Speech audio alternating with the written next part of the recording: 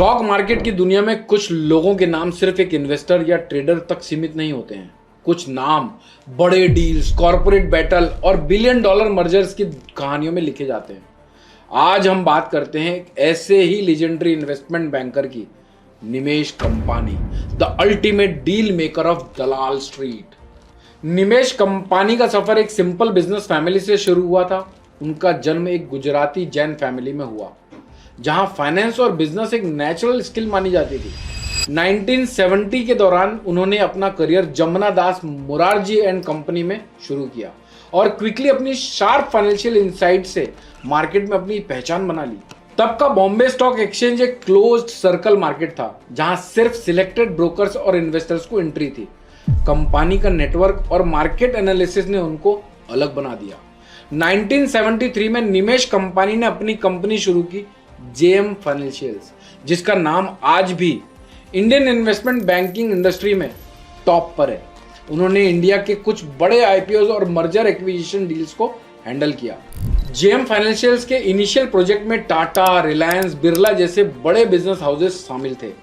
Company का focus mergers, acquisition, corporate restructuring और investment advisory पर था।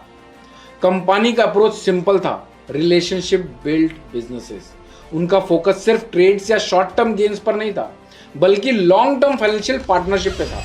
चलिए इनके कुछ आयरॉनिक डील के बारे में जानते हैं, जिसने दलाल स्ट्रीट को पूरी तरह से चेंज कर दिया था। अंबुजा सीमेंट टेकओवर 1990s का एक बड़ा कॉर्पोरेट टेकओवर था। अंबुजा सीमेंट का रीस्ट्रक्चरिंग डील, जहां निमेश कंपनी ने अपनी इन्वेस्टमेंट बैंकिंग स्किल्स का परफेक्ट यूज किया था। इस डील ने सीमेंट सेक्टर के स्ट्रक्चर को ही बदल के रख दिया था। दूसरा था आईसीआईसीआई बैंक का आईपीओ। आईसीआईसीआई बैंक का आईपीओ इंडिया का सबसे बड़ा और गेम चेंजिंग आईपीओ माना जाता है। कंपनी ने डील को स्ट्रक्चर किया और इंडिया के रिटेल इन्वेस्टर्स के लिए नई अपॉर्चुनिटी खोली। दोस्तों, तीसरा था रिलायंस रीस्ट्रक्चरिंग 2005। 2005 का रिलायंस इंडस्ट्रीज, जब मुकेश और अनिल अंबानी के बीच में बिजनेस डिवाइड हुआ, तब निमेश कंपनी ने डील को स्मूथली कंक्लूड करने में क्रिटिकल रोल प्ले किया था।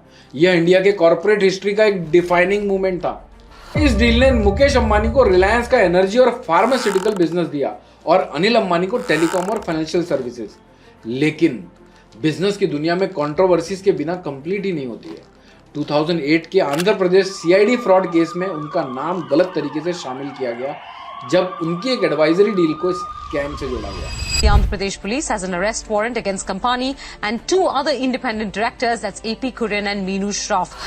There is that news about Nimesh Company, so we will of course bring you more details on that story as well. There is reprieve coming in from the Andhra Pradesh High Court for Nimesh Company, which is CID ने company को arrest warrant issue किया था, लेकिन उन्होंने legal battle लड़कर अपने नाम को क्लियर किया और वापस कॉर्पोरेट दुनिया में अपनी जगह बनाई। निमेश कंपनी की लीगेसी एक सक्सेसफुल डील मेकर की कहानी से कहीं ज्यादा है। उन्होंने इंडिया के कॉर्पोरेट सेक्टर को ऑर्गेनाइज्ड फाइनेंशियल और स्ट्रक्चर्ड इन्वेस्टमेंट का एक नया मॉडल दिया। जेएम फाइनेंशियल आज भी इंडिया की टॉप इन्वेस्टमेंट बैंकिंग फर्म में से एक है, जो मल्टीपल वर्टिकल में काम करती है, including asset management and wealth advisory और कैपिटल मार्केट्स। निमेश कंपनी एक नाम जो डील के पीछे छुपा एक जीनियस है। कॉर्पोरेट इंडिया की सक्सेस स्टोरीज के फाउंडेशन पर उनका एक बड़ा हाथ है। उनकी कहानी एक रिमाइंडर है कि बिजनेस सिर्फ प्रॉफिट्स का खेल नहीं है, बल्कि रिलेशनशिप और स्ट्रेटेजिक थिंकिंग का भी है। क्या आपको लगता है कि आज के मार्केट में ऐसे डील मेकर्स की जरूरत है? अपने थॉट्स कमेंट्स में जरूर बताइएगा। अगर ये वीडियो का कंटेंट आप लोगों को पसंद आया हो तो प्लीज लाइक और शेयर जरूर करिएगा, और अगर इस तरह की वीडियोस और भी आगे देखना चाहते हो तो चैनल को सब्सक्राइब करे बिना मत जाइएगा।